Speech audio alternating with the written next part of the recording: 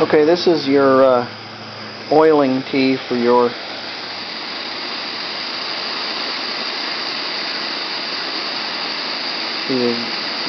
rocker arms.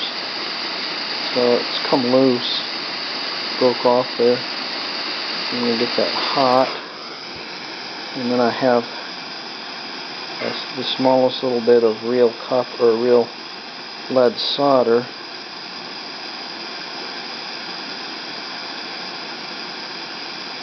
Yeah, I have to do that with two hands, so I have to put the camera down.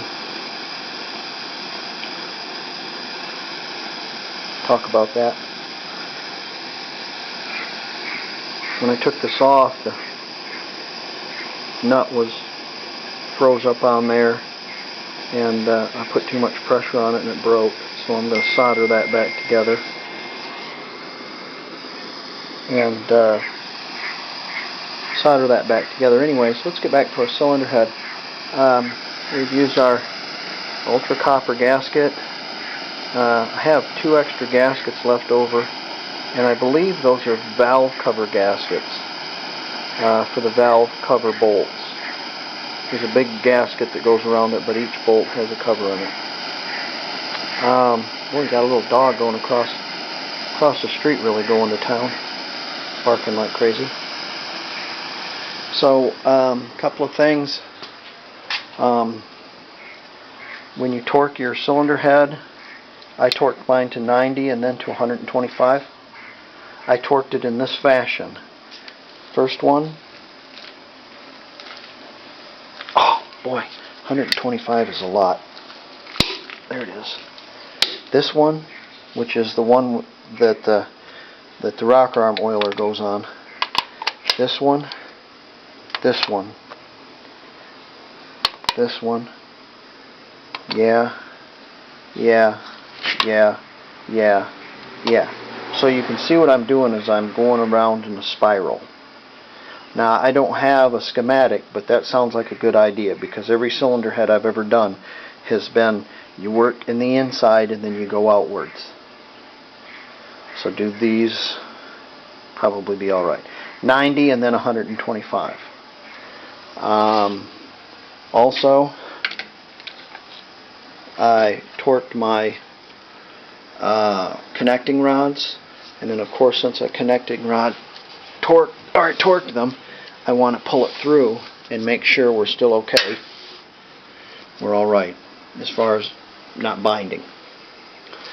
While I have this cover open, I'm going to fill this up with oil, and I'm going to be able to see our valve down there, and I'm going to fill it just up to that little valve. That's the check valve, you know, where you open it up on one side and oil comes out. Then I'll put our cover back on. New gasket, of course. So, we're coming along. Next thing I'm going to do is probably put my rocker arms on. Put my push rods in.